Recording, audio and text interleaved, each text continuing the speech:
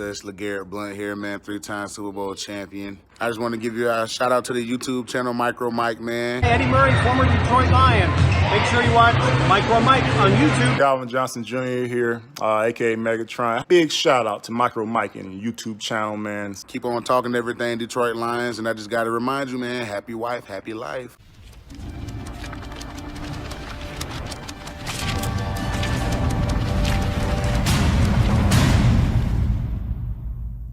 What's going on YouTube? This is your boy Mr. MicroMike, and today I have a special video for you all, and it's about fantasy football for each team, an outlook, and give you an idea of individuals you need to pay attention to for your fantasy leagues. Before getting to the video, check this out.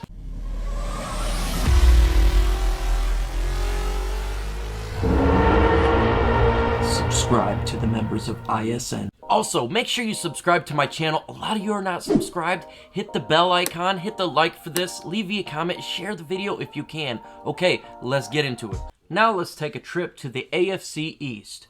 We will start with the Buffalo Bills. Now they have quarterback Josh Allen and running backs Devin Singletary and T.J. Yeldon. They have wide receiver who they just acquired from the Minnesota Vikings, Stephon Diggs, John Brown and Cole Beasley, and tight ends Dawson Knox and Tyler Kroft. The Bills are one of the teams on the rise, and after this offseason, they could win the division.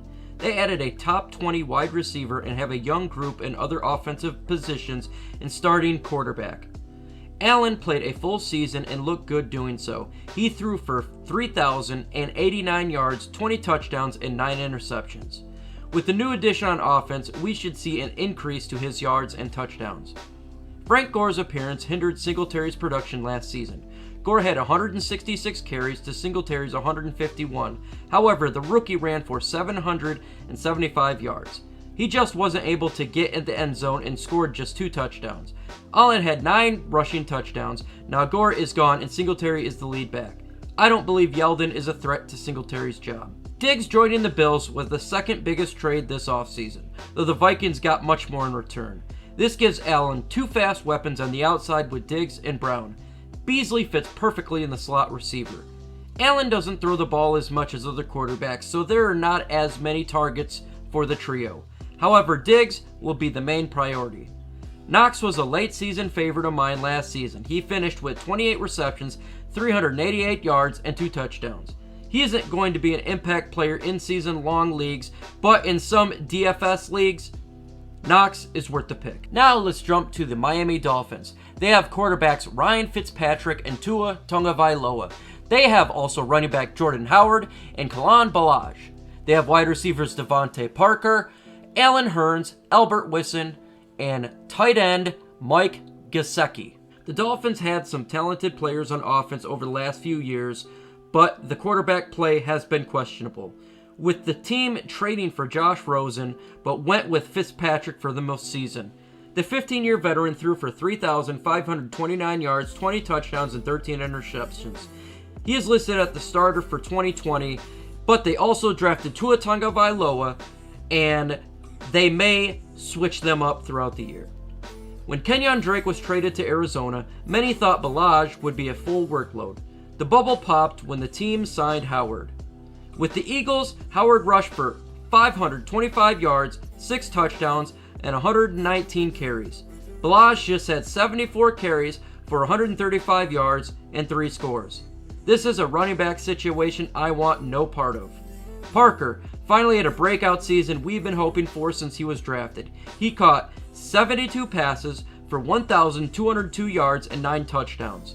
No other Dolphins receiver had ever come close putting up those numbers. Parker is the only receiver from this team I would draft. Gesicki was the second best pass catcher with 51 receptions, 570 yards, and 5 touchdowns. More consistently from the quarterback should lead to a better numbers for the tight end.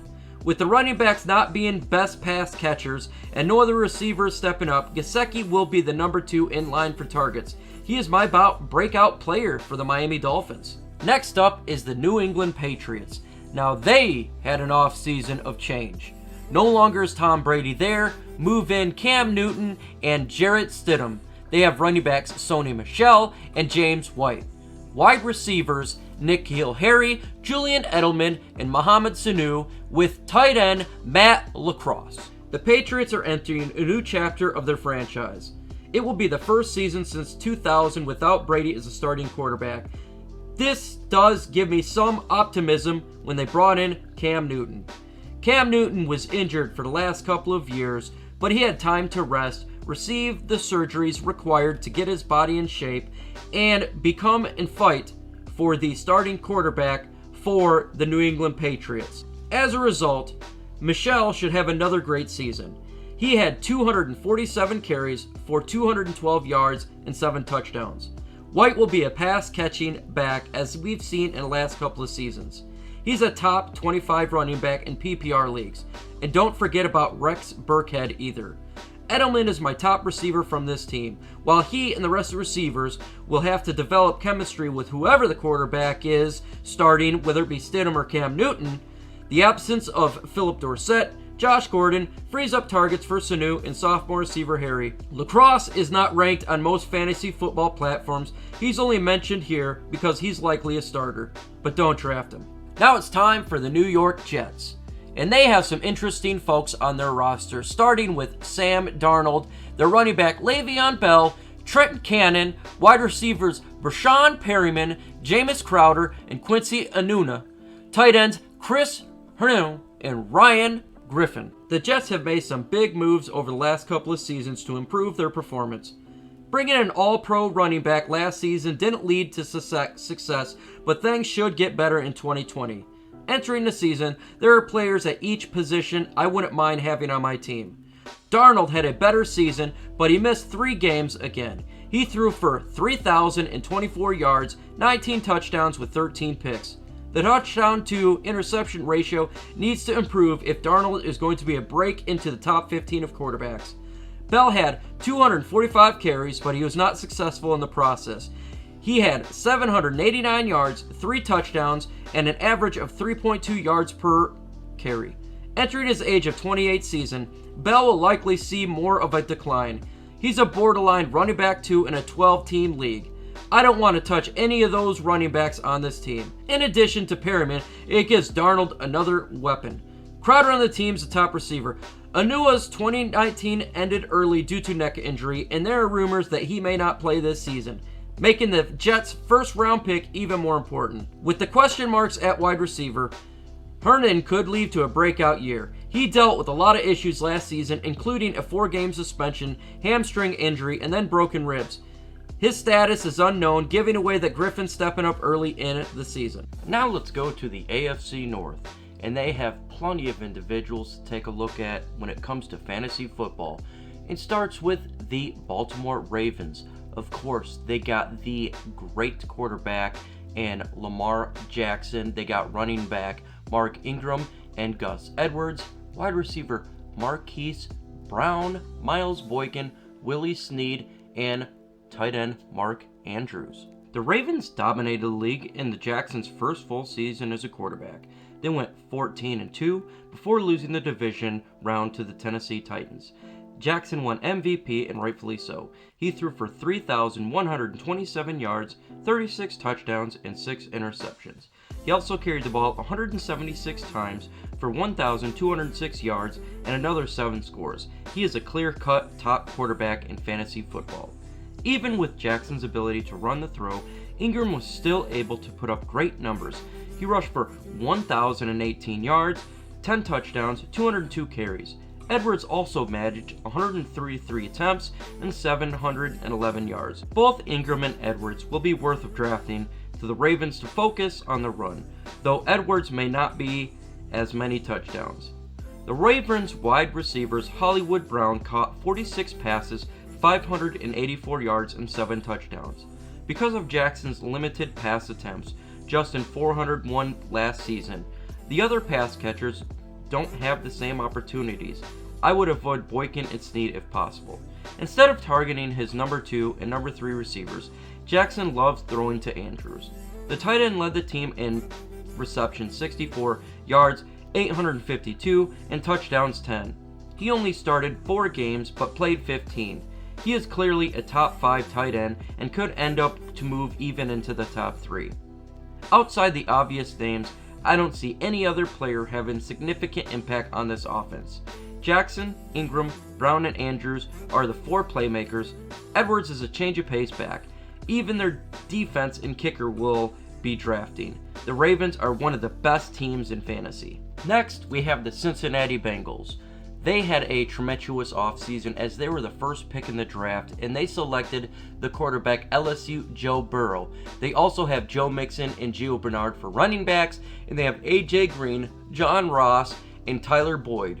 And their tight end is CJ Uzomah. The Bengals offense as a whole was not good last year. They scored 17.4 points per game, 30th in the league.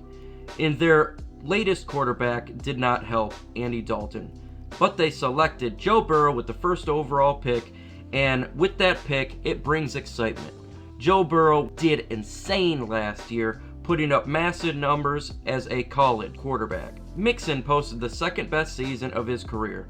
On 278 attempts, he rushed for 1,137 yards and 5 touchdowns. Bernard had carried 53 carries for 170 yards. If the Bengals want to compete, they will let Mixon rush the ball another 250 times this season. He's a top 10 running back in second round of the ADP. Green was out for the year and Ross was injured. Boyd was able to step up and catch 90 passes for 1,046 yards on 5 touchdowns. With Green back and everyone healthy, targets will be limited for the receivers. No one is a top 25, even in PPR league. Green is a top option with Boyd behind him and Ross further down. Uzomah is listed here because he's the Bengals' top tight end. He doesn't have high fantasy value. With the position deeper than usual in most leagues using one of the tight ends, Uzomah won't be drafted. I'd stay away from most of the passing options on this team. The Cleveland Browns have many individuals you want to pay attention to in fantasy. Starts with their quarterback, Baker Mayfield, their running back, Nick Chubb, Kareem Hunt, wide receivers Odell Beckham Jr. and Jarvis Landry, and tight end Austin Hooper and David Njoku. On paper, the Browns look like they could have won the division. The hype was at an all-time high from both real and fantasy perspective. In real life, they disappointed, but the fantasy starts to pull some solid numbers. In his second season, Baker Mayfield saw some regression. He threw for 3,827 yards, 22 touchdowns with 21 interceptions. He had a 27-14 touchdown to interception ratio in 2018.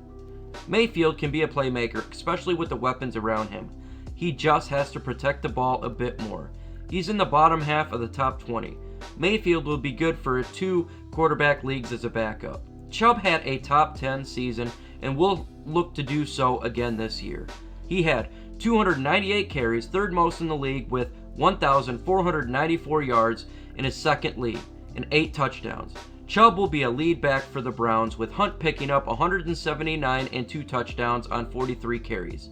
Hunt is back for a full season, so I expect Chubb to have fewer carries and less of an impact on the passing game. He's still a top 10 running back though. Even with turnovers, Mayfield was able to give the Browns 2 1,000-yard receivers in Beckham and Landry, 74 and 83 receptions respectively. I don't see a third receiver having an impact on this offense for fantasy owners to draft, especially with addition to what they made with the tight end position. Beckham is a top 15 receiver, and Landry is coming in at 29. Njoku had a decent 2018 season, but after his riddled injury 2009, the front office decided to sign Hooper to the highest paid tight end. Hooper takes over as a tight end spot from Njoku. Njoku may request a trade or not even be on the team. Hooper had 75 catches for 787 yards and 6 touchdowns at Atlanta last year.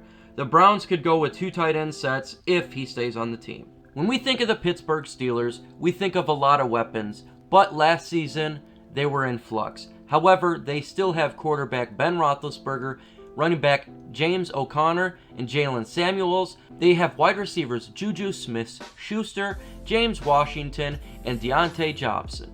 Their tight ends is Eric Ebron and Vance McDonald. The Steelers had a rough offseason last year, losing Antonio Brown and Le'Veon Bell. They were also without their starting quarterback for 14 games, yet they still finished 8-8, second in the division. With the team expected to be 100% this season, the fantasy values for their stars are on the rise. Ben Roethlisberger underwent elbow surgery and is expected to be ready for Week 1. If we look at his last full season in 2018, he was at his best. Big Ben threw for 5,000 yards, 129, specifically 34 touchdowns and 16 interceptions. I don't expect him to get back to that type of yardage, but 4,500 yards, 30 touchdowns, and 15 picks makes him a back-end top 20 quarterback. Regarding the running back situation, their rushers combined for 290 carries, 1,065 yards, and 7 touchdowns. Having one guy to do all the work helps fantasy owners, but coaches don't care about that. This is going to be a battle to watch. The wide receivers group also struggled last season. Johnson led the team with 59 receptions and 5 touchdowns. Washington led with 735 yards. Juju Smith-Schuster disappointed owners with 42 to 552. With Roethlisberger back under center, I expect him to bounce back in a great way. To help the offense, Pittsburgh's front office brought in Eric Ebron. He followed up his 13 touchdown season in 2018 just with 3 touchdowns in 11 games. It does help now that he's away from the battle of Jack Doyle in Indianapolis. However, McDonald caught 38 passes last year, and depending on how Ebron recovers from his ankle injury, we may have to see more of McDonald this season. Now it's time to take a path to the AFC West, and we are starting with the Denver Broncos. The Denver Broncos have quarterback Drew Lock, running back Melvin Gordon, Phillip Lindsay, wide receiver Courtland Sutton, Tim Patrick, Deshaun Hamilton, and tight end Noah Fant. The Broncos had 2 very interesting moves this offseason. First was cutting veteran quarterback Joe Flacco, and the other was bringing in the Pro Bowl running back Melvin Gordon. Going back to the quarterback position, Flacco did not look that great in his 8 starts. He threw for 1,822 yards, 6 touchdowns, and 5 interceptions. Locke started 5 games and looked much better, which is why the team is going with him this season. In those games, he threw for 1,020 yards, 7 touchdowns, and 3 picks. And while there are plenty of quarterbacks ranked ahead of him, Locke is an interesting pick for those in the 2-quarterback league. The Broncos seem to be set with running back Lindsay and Royce Freeman. The front office looked like they needed an upgrade, and they signed Gordon to a 2-year deal. He rushed for 612 yards, 8 touchdowns in 12 games. He and Lindsay are both a running back 2 in most formats. These wide receivers are young with an upside. Sutton is at the top of the list. He had 1,112 yards and 6 touchdowns, 72 receptions. He had a better rapport with Flacco than Locke, but with a full preseason, that should change. No other receiver had over 600 yards or 3 touchdowns. It'll be tough to draft one of those outside of a dynasty league, but do check out their new drafted wide receiver. However, the Broncos tight ends will have some fantasy value. Fant was the team's second best pass catcher. He caught 40 passes for 562 yards and 3 touchdowns. Herman is more of a blocking tight end and won't be a factor in the passing game. Fant could finish as a top 10 tight end this season. Now we are going to the major fantasy team, and that is the Kansas City Chiefs. They are sporting quarterback Patrick Mahomes, running backs Damon Williams, Darwin Thompson, wide receiver Tyreek Hill, Sammy Watkins, and Mecole Hardman. They have tight end Travis Kelce. The Chiefs had one of the quietest offseason, retaining 21 of their 22 starters from last season. When you win a Super Bowl, it's hard to improve on that. This team has a lot of talent in the first 60 picks, and even some sleepers player later in the draft. Either way, this is the offense you want to have pieces from. Mahomes is another amazing season. In 14 games, he threw for 4,031 yards, 26 touchdowns, and 5 interceptions. He also carried the ball 43 times for another 218 yards and 2 scores. He can make an outstanding plays and take care of the ball very well. The only downside is drafting Mahomes will cost you a 3rd-round pick. If you play him in a 1-quarterback league, you can wait on the quarterback, but there is a drop-off between Holmes and the rest. Williams and McCoy rushed each for 100 times for at least 450 yards. Williams had 5 touchdowns while McCoy had 4. Entering this season, McCoy is gone, leaving Williams as a potential 3-down back. Thompson will sneak in as a change of pace back, but won't have much of an impact. Hill missed 4 games, but was still able to put up 860 yards and 7 touchdowns. His speed is unmatched and can make big play at any point. However, if you look at his game-by-game stat line from last season, he isn't the most consistent option. He's still a top 5 wide receiver. Hardman had a solid first half with 374 yards and 4 touchdowns while Hill was out. His playing time dwindled in the second half. Watkins is also back in the mix. Those two will be more valuable in PPR leagues and are wide receiver 6s. Kelsey is like a top 10 wide receiver at this offense. He led the team with 97 receptions, 1,229 yards. With Hill back for the full season, we may see a small decline in targets and yards, but he's still the number 1 target for Mahomes. Kelsey is a top tight end in the league and will be drafted as such. There is no other tight end worth mentioning on the Chiefs. Depending on your league in this context, he may be worth a second-round pick. However, you improve on another position and draft a solid tight end in a few rounds later. Now we are going to the Las Vegas Raiders. They have quarterbacks Derek Carr and Marcus Mariota. Running back Josh Jacobs, Jalen Richard. Wide receivers Hunter Renfrow, Nelson Aguilar, and Tyree Williams.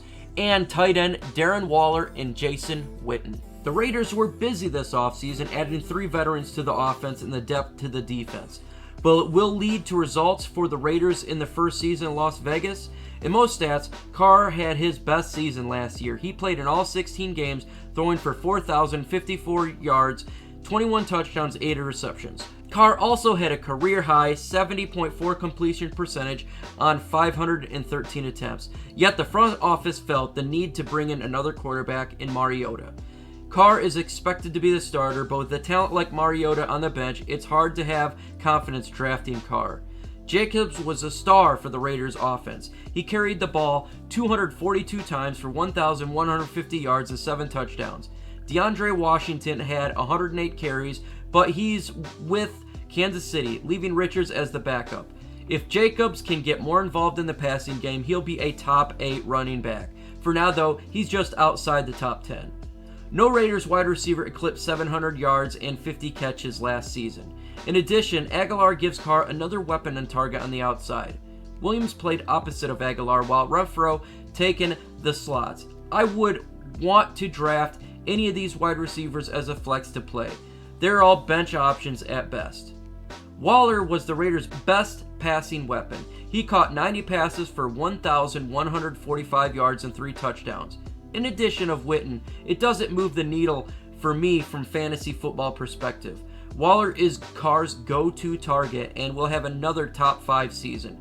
As a 6th round pick, he's a solid tight end to draft if you miss out on Travis Kelce or George Kittle. Now we move to the Los Angeles Chargers, and they have quarterback Tyrod Taylor and Justin Herbert, who they just drafted. They have running back Austin Eckler and Justin Jackson. They also have wide receivers Keenan Allen, Mike Williams, and tight ends Hunter Henry and Virgil Green. The Chargers lost 2 of the big pieces for their offense this winter. First, longtime quarterback Phillip Rivers signed with the Colts. Second, running back Melvin Gordon signed with the divisional rival Denver Broncos. This will be an interesting team to follow in 2020. With Rivers gone, Taylor is listed as a starting quarterback. He played in 8 games last year and made just 3 starts for the Browns to start the 2018 season. In his last full season, Taylor threw for 2,799 yards, 14 touchdowns, and 4 interceptions with Buffalo. He can also run the ball, accumulating 1,843 yards and 16 touchdowns over his career. I'm not drafting him, but he could be a breakout star with solid weapons around him. They also drafted Justin Herbert with the 5th pick in the 2019 NFL Draft. Justin Herbert could potentially start going forward, but I would not draft him as he may not even play a down this year. Gordon's absence allows Eckler to be a full-time running back. He's been effective in the passing game, but wasn't getting all the carries. He finished in 2019 with 132 carries for 557 yards and 3 touchdowns and 92 receptions for just another 993 yards and another 8 scores. Jackson will be a change of pace back for Eckler's job. PPR leagues, he is a top 10 running back. Losing Rivers hurts fantasy value for Allen and Williams, going with the gunslinger in Rivers to an unknown in Taylor. Allen will be drafted as a top 15 receiver because he is in a offense that is his top option. However, I wouldn't be surprised if it falls outside of the top 20 by the end of the year. Williams put up his first 1,000-yard season, but only had 2 touchdowns. He would been a flex play, but now falls to the bench options with Taylor. The tight ends may also struggle if Taylor fails to be productive under center, though we've seen backups rely on the tight ends as safety blankets to get in the offense moving. Henry caught 55 passes for 652 yards and 5 touchdowns last year. He'll be drafted as a top 10 tight end in the 7th round. That's a little too early for me, but I am not sure how long I'll be waiting for a tight end this year. Let's start with the AFC South and the Houston Texans. They have individuals on this team that is very important to take a look at when it comes to fantasy football. Starting with quarterback Deshaun Watson. They also have running backs David Johnson and Duke Johnson. They have wide receivers Brandon Cooks, Will Fuller, and Randall Cobb. They also have tight end Darren Fells. The Texans had a very busy offseason, making a massive trade a couple of months ago. They attempted to fill that void by making another trade, but in my opinion, they did not get in return what they should have. That's the same value. Watson saw a tiny bit of regression last season, throwing for 3,852 yards, 26 touchdowns, and 12 interceptions. The yards and interceptions and completion percentage were all worse than his 2018 season, though he helped his fantasy owners by rushing for 413 yards on 7 touchdowns. The first big trade the Texans made was swapping DeAndre Hopkins and picks for Johnson, who played 16 games twice in his first 5 years. Last year, he played 13 games for the Arizona Cardinals, carrying the ball for 94 times, 345 yards, and 2 touchdowns. However, with Carlos Hyde gone, Johnson became the lead back as long as he could stay healthy. Duke Johnson will play a bigger role in the passing game, making him a solid PPR pick. Losing Hopkins give other receivers more opportunities to put up points, as Hopkins saw a lot of targets throughout the season. From 2016 to 2019, he averaged 160 targets and 98 receptions a year. Those will now be spread between Fuller, Cobb, and newly acquired Cook. Health is also a concern when it comes to these receivers. Fuller has yet to play a full season, Cobb hasn't played 16 games since 2014, and Cooks has a history of concussions, so it's really hard to trust these guys in fantasy this year. Fells was targeted by Watson heavily in the red zone. He finished the year with 34 receptions, 341 yards on 7 touchdowns. With the inconsistency they had at the wide receiver position, Fells may finish as a top 20 tight end this season. He is my breakout player to target in this year's late draft. Let's now go to the Indianapolis Colts. They had a busy offseason as well, with acquiring free agent quarterback Phillip Rivers, as well as they have running backs Marlon Mack and Nyheim Hines, wide receiver T.Y. Hilton, Zach Pascal, and Paris Campbell, and their tight end is Jack Doyle. The Colts made a big signing this offseason, bringing in veteran quarterback to a 1-year deal. They dealt Jacoby Brissett and Brian Hoyer last year. Upgrading to Rivers helps everyone involved on this offense. Rivers threw for 4,615 yards, but just had 23 touchdowns with 20 interceptions. I think he'll perform better this season. He's a good QBR too. Mack had another great season, rushing for 1,000 yards for the first time with 8 touchdowns on 247 carries. Jonathan Williams, Jordan Hikins, and Hines combined for another 152 carries, 741 yards, and 5 scores. I don't see the Colts running the ball that much with gunslinger Rivers under center. Mack should still be a top 20 running back. The Colts dealt with a lot of injuries to their wide receiver. As a result, no receivers had more than 50 receptions, 610 yards, or 5 touchdowns. I think Hilton and Pascal rebound greatly with Rivers on the team. Hilton is a top 25 receiver in a PPR league. Pascal and Campbell are both sleepers heading into the season. With Ebron going to Pittsburgh, Doyle can finally have a top 15 tight end season. Last year, he finished hindered by poor quarterback play. In 2018, he was cut short due to injury. He led the team in receptions and touchdowns, but only had 690 yards. With a new quarterback at the helm, Doyle can have a breakout season Ebron had a couple years ago. He'll be drafted as a tight end too. Now let's move down south to Jacksonville Jaguars. They have sophomore quarterback Gardner Minshew, running back Leonard, wide receivers DJ Chark, Deed Westbrook, and Chris Conley. Their tight ends is Tyler Eifert and James O'Shaughnessy. Nick Foles getting hurt in week 1 opened the door for Minshew. The mustache quarterback played in 14 games starting 12 and threw for 3,271 yards, 21 touchdowns on 6 interceptions. Foles is now in Chicago, giving way to Minshew to start the whole season. With his cannon of an arm, he can put up big numbers, but he is sustainable for mistakes.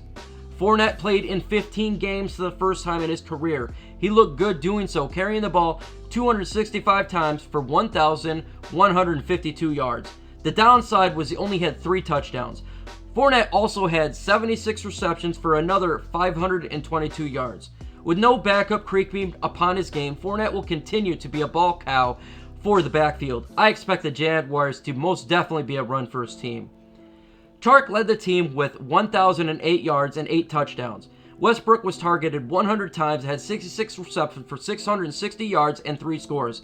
Conley was able to put up 775 yards on 5 touchdowns on 47 receptions. In PPR leagues, Chark and Westbrook will be drafted. Conley falls to the bench. A Jaguars bringing in Eifert is an interesting move. He played in all 16 games just once in his career, and that was last season. His best year came in 2015, so who knows what kind of season he can have. The Jaguars quarterbacks don't target tight ends often. O'Shaughnessy was targeted just 20 times last year. Eifert is a proven player, but injuries have made him unreliable. Now let's move to the playoff team, and that's the Tennessee Titans. They have quarterbacks Ryan Tannehill, a great running back in Derrick Henry, wide receiver Corey Davis, A.J. Brown, and Adam Humphries. They have tight ends Jonnu Smith and Anthony Fisker. The Titans made a switch at quarterback after 6 weeks and changed the trajectory of the team in the rest of the season. Going from Marcus Mariota to Tannehill surprised some, but it paid off as the team went to the AFC Championship, beating the Patriots and Ravens. The team brought back Tannehill and looks to repeat last year's performance. Tannehill started 10 games for the Titans and put up 2,598 yards, 22 touchdowns, and 5 interceptions. He had 3 300-yard games and 6 games without an interception. Mariota is now in Oakland, making sure that this is Tannehill's job going forward. He has a lot of weapons around him, making him a top 15 quarterback in most scoring formats. Helping this offense was Henry. He had a good 2018 season, but the 2019 season was a massive breakout. Henry carried the ball 303 times for 1,540 yards and 16 touchdowns. With Deion Lewis in New York, there is no other running back cutting into his playing time. Henry is a top 5 back, and he could finish even higher. Brown was the team's best receiver, racking up 1,052 yards and 8 touchdowns on 52 receptions. Davis was also involved, but not at the same extent. Humphries wasn't all that active after signing with the team last offseason. I think Brown and Davis will be reliable receivers. Humphries is a slot receiver and may not be on the field that much at all. Smith becomes the team's top tight end. He caught 35 passes for 439 yards and 3 touchdowns. With more targets available, Smith is a breakout player for this team. First will also pop on and off the field throughout the season, but he won't have that much of an impact. Now it is time to jump to the NFC, where they have a lot of players, a lot of teams that can give us some quality fantasy. And we're going to start with the NFC West, the Arizona Cardinals, the up-and-coming team that I believe have a lot of fantasy points. And it starts with their quarterback, sophomore quarterback, Kyler Murray, running backs Kenyon Drake, Chase Edmonds, wide receivers DeAndre Hopkins, Larry Fitzgerald, and Christian Kirk, with tight end Max Williams. The Cardinals made a huge trade this offseason to improve their offense greatly, giving their quarterback a top 5 wide receiver. Murray already had 2 solid receivers, but this trade puts this trio at the top of the league. Murray had a good rookie season, throwing for 3,722 yards, 20 touchdowns, and 12 interceptions. He had a few bad games down the stretch, 6 touchdowns and 7 picks in his final 5 games. As long as he limits the mistakes, he's someone I can make a huge jump in the second season. In order to acquire Hopkins, Cardinals had to trade running back David Johnson. He was also often injured, so this loss isn't too great, especially since they traded Drake last season. Finally breaking from the Dolphins, Drake rushed for 643 yards and 8 touchdowns on 123 carries. You can't forget about Edmonds, as he carried the ball 60 times for 303 yards and 4 scores.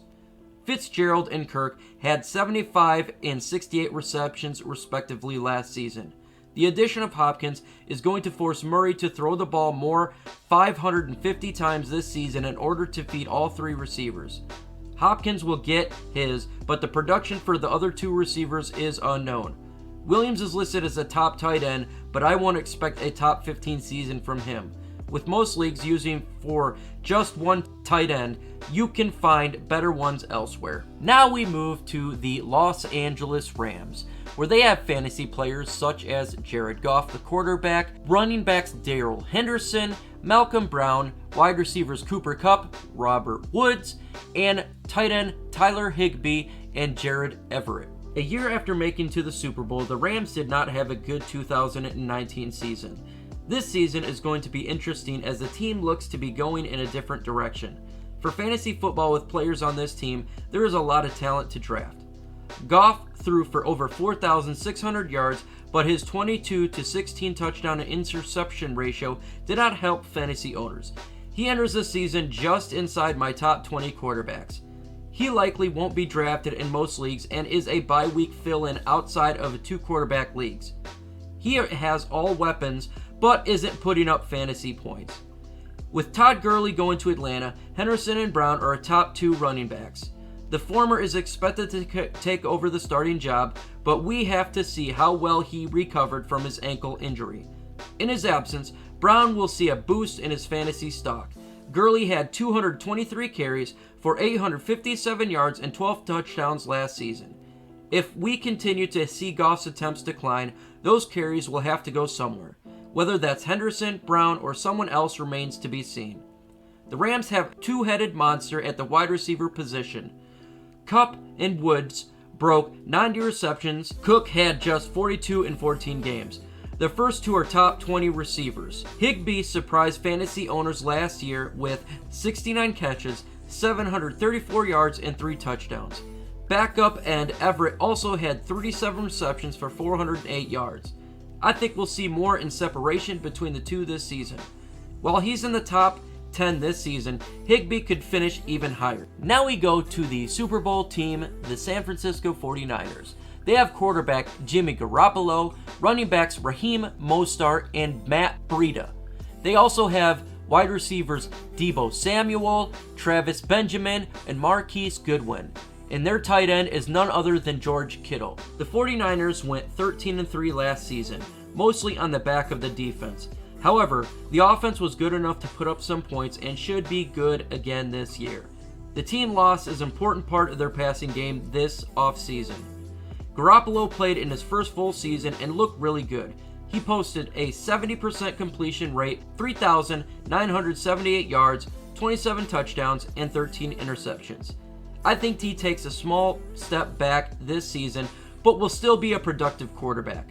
The running back situation has been tough to figure out over the last couple of seasons. The team signed Tevin Coleman, but also brought in Breida and Mostert. It turns out that often cut Mostert was the most productive. He had 137 carries for 772 yards and 8 touchdowns. And Coleman also had 137, and Breida had 123 carries. After the way the season ended, I believe Mostert will be the starting running back, but Breida and Coleman will pick up some touches throughout the season.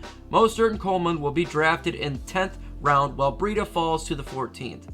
The loss of Emmanuel Sanders hurts Garoppolo, but their remaining wide receivers should see a boost. Samuel, to be specific. He finished with 57 receptions, 802 yards, and 3 touchdowns. Newly signed Benjamin could see a handful of targets each week, but not much to make him relevant in fantasy football. Kittle had another great season, posting over 1,000 yards and 5 touchdowns on 85 receptions. There isn't another tight end on the team worth looking at. He's the second best tight end in the league and will cost a second round pick if you want him. Based on his production, Kittle is worth it. Now we move to the Seattle Seahawks, and they have a lot of fantasy players to take a look at. And it starts with their quarterback, Russell Wilson. They also have running back Chris Carson and Rashad Penny. Their wide receivers DK Metcalf, Tyler Lockett, and Philip Dorsett. Their tight end is Greg Olsen and Will Disley. Seattle added 2 pieces that should fit into the offense nicely. First is slot receiver Dorsett, and the other is veteran tight end Greg Olsen. Both have younger and more talented players ahead of them, but can still put up big numbers. Wilson had a great 2019 season. He threw for 4,110 yards, 31 touchdowns, and just 5 interceptions. While he doesn't rush as much as he did earlier in his career, Wilson improved his accuracy and turnovers. Carson followed up his breakout 2018 season with a good 2019 season. He had 278 carries for 1,230 yards and 7 touchdowns. No other player had more than 75 carries. As long as he recovers from his hip injury in time, Carson is a clear-cut top running back for the Seattle Seahawks. Lockett and Metcalf were top 2 receivers for Seattle. Lockett posted over 1,000 yards and 8 scores on 82 receptions, while the rookie had 900 yards and 7 touchdowns on just 58 receptions. Dorsett hasn't had more than 33 catches in a season, but should see an increased production due to his new team in context. Olsen joining the Seattle Seahawks gives Wilson another reliable weapon. In 14 games last season, he had 52 catches for 597 yards. Seattle also had a couple of productive tight ends in Disley, Jacob Holster, and Luke Wilson. I don't think the front office would bring in Olsen not to use him. He can still play as a high level, but with all of options, none of them will be a top 20 tight end. Now we are going to move to the NFC East and start with the Dallas Cowboys. They have a lot of fantasy options as well, and it starts with their quarterback, Dak Prescott, with the running back, the great one, Ezekiel Elliott, Tony Pollard, wide receivers Amari Cooper, Michael Gallup, and tight end Blake Jarwin. This offseason could have been a lot worse for the Cowboys if they weren't able to bring back Cooper. He signed a 5-year, $100 million deal, giving Prescott his top target. The rushing game is on lock with Elliott in the backfield. This offense is going to put up points. Prescott had his best season with the Cowboys last year. He posted his first 4,000-yard season, 30 touchdown, with 490 yards, 30 touchdowns, and 11 interceptions specifically. Regardless of what happens with this contract, as he came back on that franchise deal, Prescott is a back end of the top quarterbacks and will cost a pretty penny. Elliott had another good season, posted for 1,357 yards and 12 touchdowns on 301 carries. It's hard to see him consistently getting 300 carries and having a long career ahead. But for this season, it's likely he'll do it again. He'll be drafted by the middle of the first round, and rightfully so. Cooper was targeted on 119 times and caught 79 passes for 1,189 yards and 8 touchdowns. The lack of other offensive weapons, he should reach those numbers again. Gallup is a good wide receiver 3 target. He caught 66 passes for over 1,000 yards. Jason Witten is gone, and Jarwin became the top tight end in my breakout player for the Cowboys. He had 31 receptions for 365 yards and 3 touchdowns. Witten left 63 catches, 529 yards, and 4 scores available. I think Jarwin gets the majority of them. The New York Giants have a lot of weapons as well, and a lot of young ones. It starts with quarterback Daniel Jones. They also have the great running back in Saquon Barkley and Dion Lewis. Their wide receivers is Sterling Shepard, Golden Tate, and Darius Slayton. Their tight end is Evan Ingram and Levon Toliolo. The Giants made 2 big moves in the offseason to help the offense. They added a solid pass-catching running back in Lewis and backup tight end in Toliolo. Both will have a big impact for the Giants in this fantasy season. Jones had a good season but missed 4 games. With Eli Manning no longer in there, the starting quarterback job is his. As long as the pass catchers can stay healthy, Jones should be able to throw for more than 4,000 yards. Barkley is another top 5 running back in the division. He's a lock for 1,000 yards, no question. The only thing fantasy owners need to worry about is how many touchdowns he'll get. In his first year, Barkley scored 11, but he went down to 6 last season. Shepard, Tate, and Slayton all missed time last season. No one broke 60 catches for 800 yards. Slayton was the best option with 48 receptions, 740 yards, and 8 touchdowns. I wouldn't want any of these receivers in my starting lineup. Tate and Shepard are good wide receiver 4, maybe wide receiver 3s in PPR leagues. Ingram hasn't played a full season since joining the league in 2017. It's hard to draft a guy as a top 10 tight end when he doesn't play all 16 games. There's why it made some in the front office sense by getting Toliolo. While he hasn't started a full season, he's available in all 16 games multiple times. I like Ingram, I just don't have a lot of faith in him. Now we go to the Philadelphia Eagles, with their sporting quarterback Carson Wentz, running backs Miles Sanders, and tight ends Zach Ertz and Dallas Goedert. The Eagles spent this offseason filling in holes on defense. They lost a couple of pieces on offense, but the team will still be able to move the ball downfield, and it starts with Carson Wentz. He played in all 16 games, making 607 pass attempts for the second time in his career.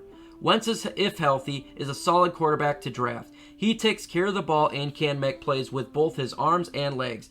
In a 10-quarterback league, I would want to have an extra security by drafting a second quarterback. The Eagles lost Jordan Howard this offseason.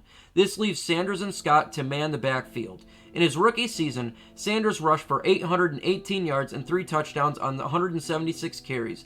Scott posted a 61-245-5 line. I think both running backs have a place on this offense, but Sanders will be the main back and should have another good season. Wide receiver has been an issue for the Eagles for years. The offense relies on tight ends more than receivers. To look at the wide receiver core, you're going to look at Deshaun Jackson. I believe he will lead the receiving core and is a flex options at best. Speaking of tight ends, Ertz and Goedert should and will be drafted as a top 12 tight end. Ertz led the team with 88 receptions, 916 yards, and 6 touchdowns. Goedert wasn't far behind with 58, 607, and 5. Goedert is my sleeper pick for this team. Now we move to the Washington Redskins, where they have a young team as well, specifically the quarterback. They have Dwayne Haskins, and the running back is the veteran himself, Adrian Peterson and Darius Geis. Wide receivers Terry McClellan, Trey Quinn, and Cody Lattimore. They also have tight ends Jeremy Sprinkle and Logan Thomas. The Redskins added some cast-offs to bolster the depth chart, but it remains to be seen if any of them will make a fantasy football impact. They added backup quarterback Kyle Allen, running backs Peyton Barber and J.D. McKissick, and wide receiver Cody Lattimore.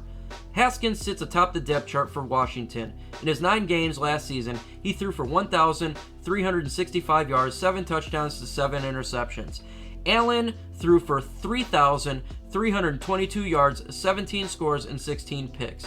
Based on ball security, I'd want Haskins as a starter, though I wouldn't draft either one. Peterson continues to defy father time. He rushed for 898 yards and 5 touchdowns in 211 carries.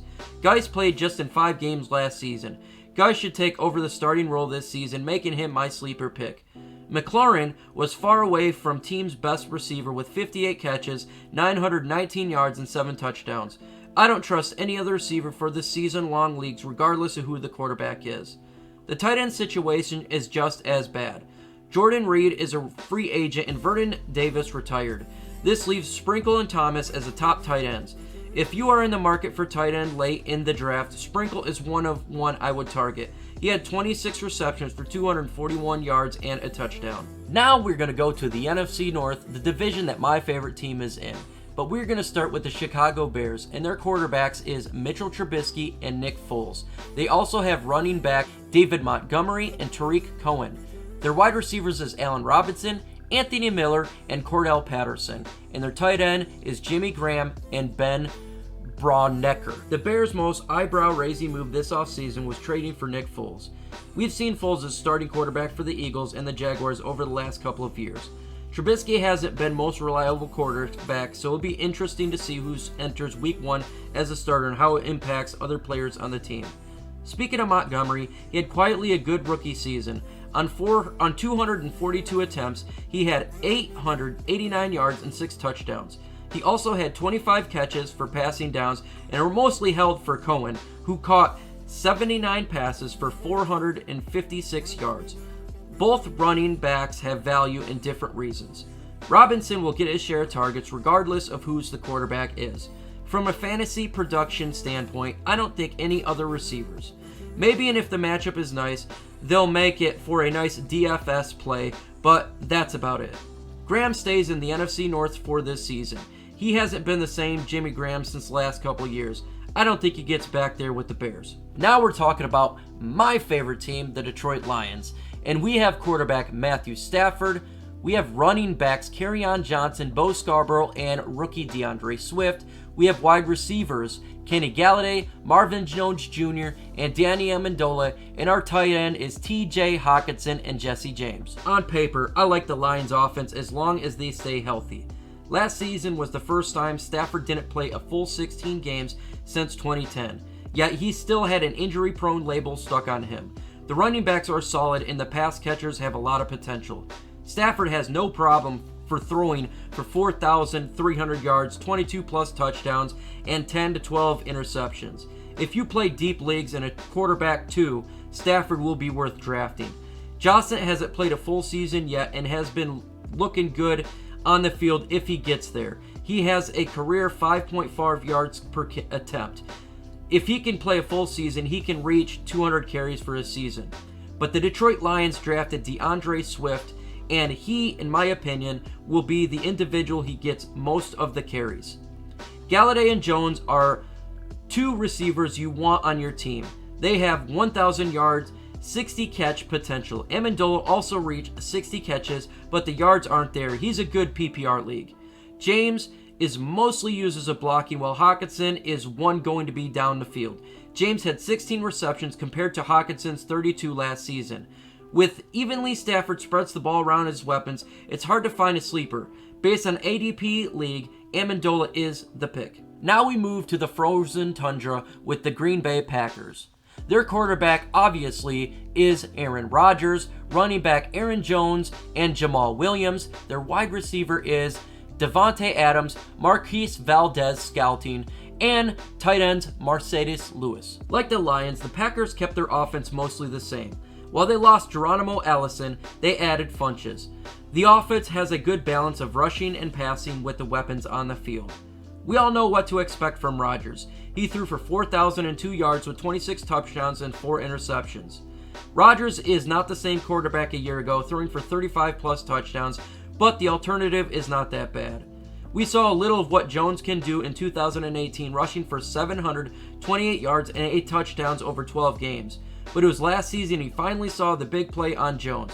He rushed 236 times for 1,084 yards and 16 touchdowns.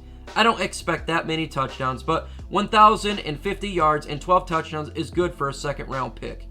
Williams will get some touches. He had 107 carries last season, but as coaches start to trust Jones more, Williams' role will decrease. I'd stay away from him in most leagues and formats. Adams will get 80 targets for 1,000 yards. However, Rodgers likes to spread the ball around, and he won't have many touchdowns as other top wide receivers. 10 different Packers caught a touchdown last season. With Allison gone, I think MFS gets a boost in his production. He could reach 600 yards on 50 catches this season. Now we take a trip to Minnesota with the Minnesota Vikings, and their quarterback is Kirk Cousins. Their running back is Dalvin Cook and Alex Madison. Their wide receivers is Adam Thielen, Teja Sharp, and Alex Collin, and the wide receiver they drafted. Tight ends is Kyle Rudolph and Irv Smith. The Vikings offense looked good last season. Cousins limited turnovers to 26 touchdowns to just 6 interceptions. However, the loss of Stephon Diggs may hurt his production this season, and there's one less reliable pass catcher on the team. Cook had his amazing season despite 2 games. On 250 attempts, he rushed for 1,135 yards and 13 touchdowns. As limited to caution and pass attempts, Cook will continue to be one of the 3 down backs in the league. That makes Matson a valuable handcuff for any Cook owner. Thielen was banged up last season, playing in just 10 games. Now, without Diggs, he should easily get back to 100 targets and 1,000 yards. As far as the other receivers, Sharp may end up being the breakout star, as well as the wide receiver they drafted in the first round. I like Rudolph, but he's seen a big drop in yards over the last 4 seasons. The player I'd be looking at in the backup tight end. Smith caught 36 passes for 311 yards and 2 touchdowns last season. He could outsnap Rudolph this season. Outside of Thielen, Cook, the 2 tight ends, and maybe Sharp, I would not want to draft anyone from this team. They're a run-first offense with a game manager quarterback. Our last stop now is the NFC South, and we're going to start with the Atlanta Falcons, and they have their quarterback Matt Ryan, running backs Todd Gurley, Brian Hill, as well as wide receivers Julio Jones, Calvin Ridley, and Laquan Treadwell, and tight ends Hayden Hurst, and Jaden Graham. The Falcons have had a solid offensive core for years. Ryan is entering his 13th season, and he's missed just 3 games in that span. He averages just under 4,300 yards, 26 touchdowns, and 13 interceptions per season. Jones is a lock for 1,300 yards, but the touchdowns have been questionable. He hasn't posted double-digit touchdowns since 2012. Ridley will continue to get the red zone looks as he's a record touchdowns of 17 the last 2 years. Gurley joining the team is going to be interesting as he had a down year last season, rushing for just 857 yards. I think the pass-happy Falcons and offense is going to help Gurley. Opposing defenses can't ignore Jones and Ridley. Gurley may not get 1,200 yards, but he'll be a reliable running back too. My breakout star from the Falcons is their new tight end. Hurst leaves a run-first Ravens offense and joins the Falcons. Looking at former tight ends in the Falcons offense, Tony Gonzalez, Austin Hooper, and Levon Toliolo, they've had great success. With small tight end pools, Hurst is a nice sleeper pick. I would stay away from Treadwell and any other backup offensive wildcat. The Falcons like to use their stars and use them often. It's different for DFS leagues, but in season-long leagues, don't stay away from the big names. Now we're going to move to the Carolina Panthers, and they have a new look offense as well, and it's starting with their quarterback Teddy Bridgewater, their great running back Christian McCaffrey and Reggie Bonifant, as well as wide receivers Robbie Anderson, DJ Moore, and Curtis Samuel. They have tight ends Ian Thomas and Chris Manfert. What an offseason it's been for the Panthers. First, backup quarterback Kylan Allen went to the Redskins, and after rumors of allowing Cam Newton to seek a trade, he went to a team and was released and went to the New England Patriots. For fantasy football, I don't like Bridgewater. He had one big game when he filled in for Drew Brees, throwing for 314 yards, 4 touchdowns, and 1 interception. This offense is going to run through McCaffrey, so I don't think it'll have many pass attempts this season. Speaking of McCaffrey, he's the top running back this season. With running and pass catching abilities, he's going to score a ton of points. I like all 3 receivers, but none of them will reach 1,000 yards this season. Moore did it last year, but in addition to Anderson is another mouth Bridgewater will have to feed. The loss of Greg Olsen makes Ian Thomas a nice sleeper pick. I know it's another tight end, but it makes sense. McCaffrey can't touch the ball on every pick as much as the coaches and fantasy owners want him to. Olsen had 52 receptions last season, and they got more somewhere else. Well, I hate wasting a draft pick on handcuff. Bonifant may be the most important one in this league. If anything happens to McCaffrey, Bonifant will quickly fill as the top running back. Now we go to the New Orleans Saints, and they, of course, have their quarterback in Drew Brees, running backs Alvin Kamara and Latavius Murray, with wide receivers Michael Thomas, Emmanuel Sanders, and Jaquan Smith. Their tight end is Jared Cook and Josh Hill. The Saints enter the 2020 season with roughly the same team. Brees is back on a 2-year deal. He played just 11 games last season, so he's looking to rebound. His total yards in decline over the last 3 years. I think he'll get back to 4,500 yards. Brees is a lock as a top 10 quarterback. Kamara is a cheaper version of McCaffrey, but he'll still be drafted in the first round. He can put up a combined 1,500 yards with a close 10 touchdowns between rushing and receiving. Murray was more effective in the rushing game than people thought. He had 146 carries for 637 yards and 5 touchdowns. He'll be a viable flex play in most leagues. Thomas may not reach 1,700 yards again, but he's a top target for Brees and could easily top the fantasy football receivers. In addition to Sanders takes some pressure off of Thomas. He's my sleeper for this team. Receiving group isn't as crowded as it was in San Francisco. Cook has been more productive than Hill. Cook's value will take a bit of a hit with an addition to Sanders, but he'll still have some value this season. Outside of Thomas and Sanders, I'd stay away from the other Saints receivers. They aren't going to have the same consistency with production and playing time as others too are. In season-long leagues, you need to have players who will be there on the field more than 50%. Now, to finish everything off, we're going to the Tampa Bay Buccaneers. And this team is a massive upgrade from what it's been last year. Their quarterback is newly acquired Tom Brady. Their running back is Ronald Jones. Their wide receiver is Mike Evans and Chris Goodwin. And their tight ends is O.J. Howard and Rob Gronkowski. What an offseason for the Buccaneers. They cut ties with Peyton Barber, clearing the way for Jones to be the lead back. Oh yeah, they also added the best quarterback over the last 15 years. While Brady isn't throwing 35 touchdowns this season, he is protecting the ball. Brady will also have the best receiving core he's had in a while. Evans and Goodwin each posted 1,100-yard season last year. Goodwin had 9 touchdowns while Evans had 8. There isn't a third receiver that'll be worth drafting. Going back to Jones, he had 172 carries while Barber had 154. While all 154 won't go to Jones, majority will. So Jones will get 1,000 yards and 10 touchdowns this season. Agu and Bawal could spell Jones on a series or two, but it won't be even split as it like it was last season. Every year, fantasy experts try to hide up Howard, and every year it fails. He hasn't eclipsed 600 yards or 6 touchdowns this season. They also acquired Rob Gronkowski.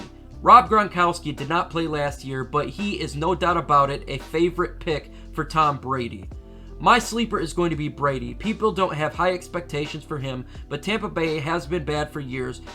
But with the weapons they have in place, Brady will have successful seasons in any fantasy owner who drafts him.